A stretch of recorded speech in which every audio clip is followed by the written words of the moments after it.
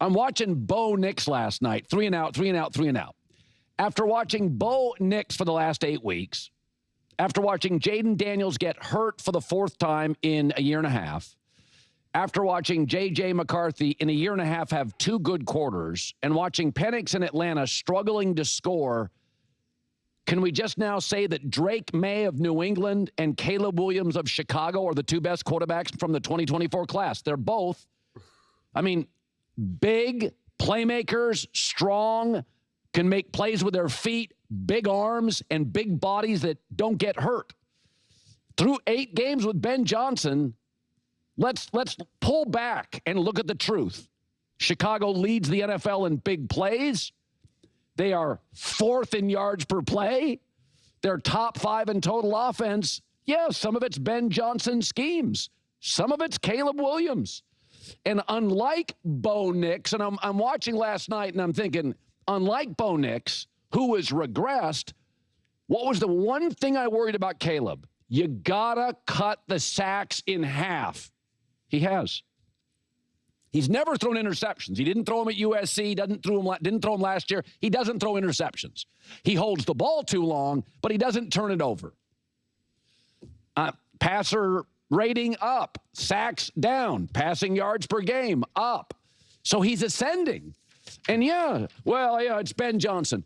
All the great quarterbacks, Bradshaw had Knoll, Marino had Shula, Elway had Shanahan, Stafford's got McVay, Aikman had Jimmy Johnson, Breeze had Peyton. Folks, all the quarterbacks that succeed in this league have great coaches.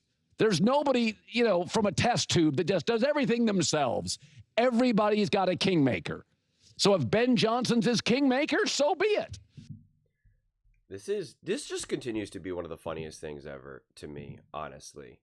I genuinely want to see Caleb Williams struggle now, just to see what Colin has to say. Okay?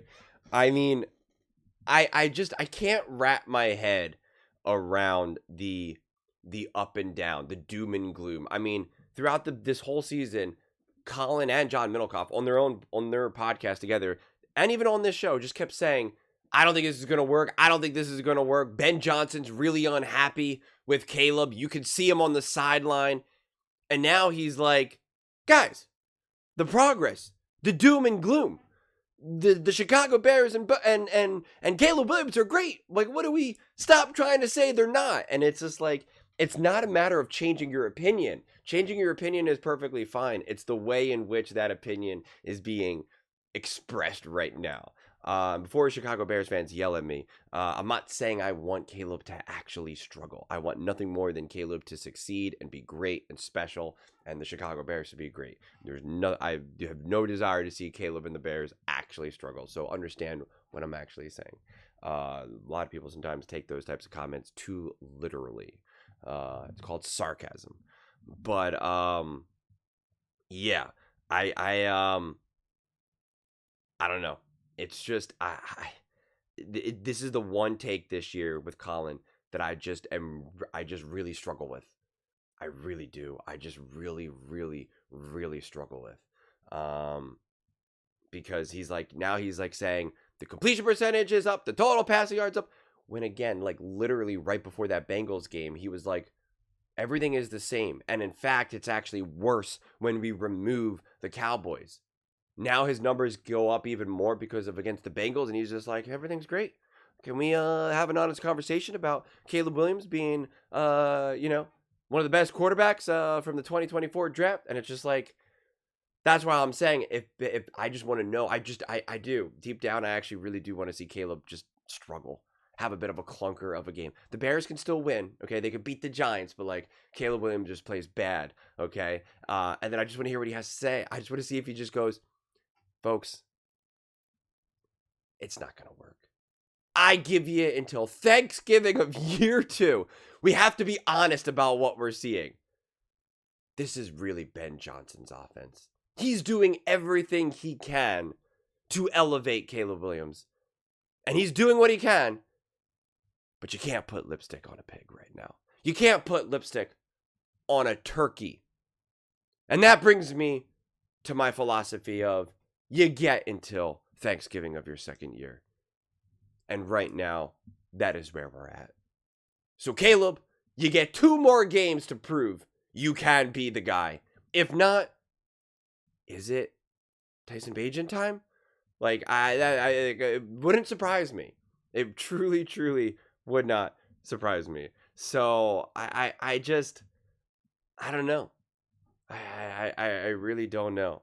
I mean, this should be a pretty straightforward game for the Bears and the Giants, but the Giants are feisty.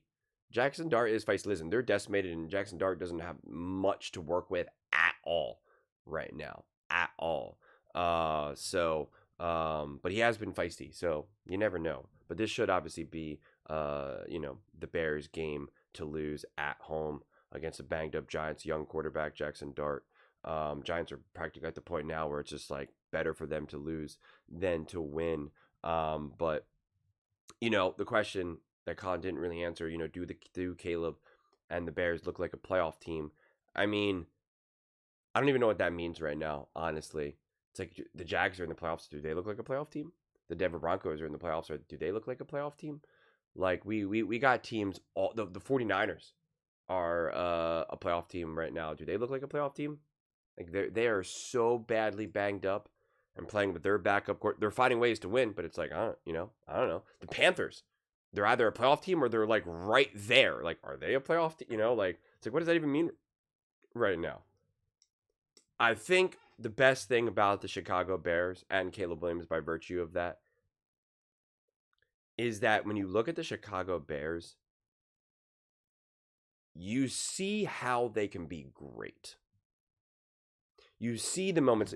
Think of it like this way: when we see when we look at a quarterback, especially a young quarterback, right? We always talk about like where if a quarterback is struggling or if they're playing well, a lot of times you use the language of that's why he was drafted number 1 overall. That's why people believe that he can be the next big thing, right? Like you see those moments.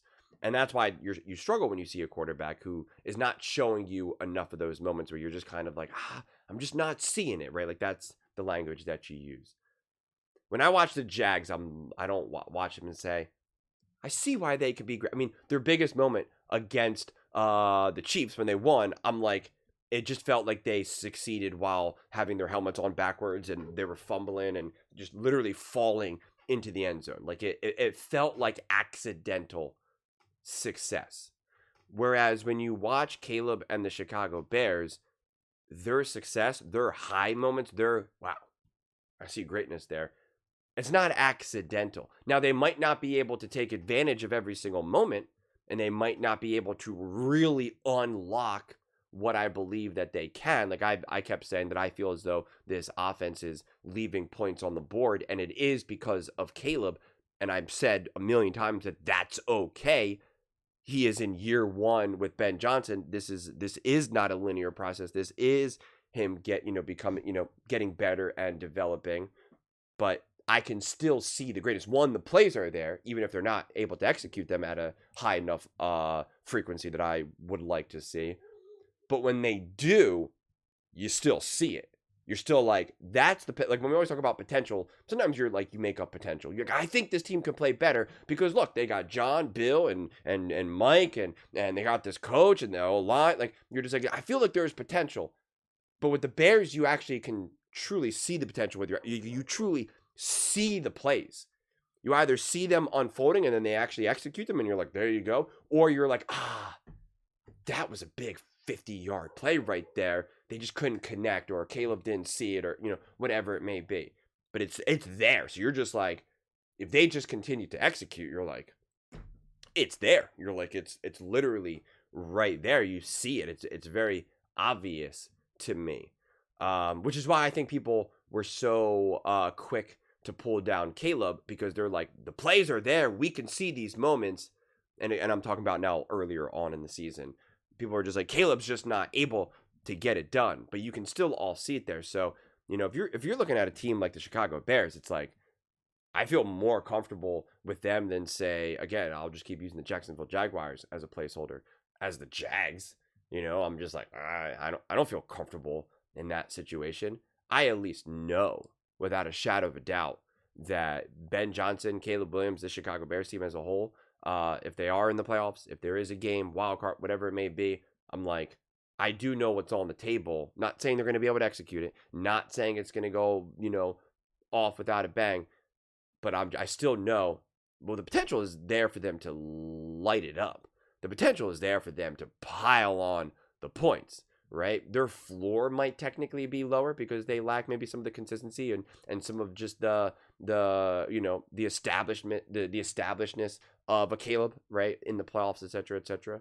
But you can still see that potential. You can still see that they can do big things. Again, whether they do or they don't, I'm personally not interested in trying to figure that out right now. I'd rather just continue to let the season unfold and enjoy it as it comes rather than trying to predict how will Caleb and Ben Johnson fare in the playoffs. I mean, we don't even know who they're playing. Are they in the playoffs, et cetera, et cetera. It's just, I'm not going to keep trying to fast forward to January. I'm going to enjoy November and December. I'm not going to skip and move past the New York Giants just because.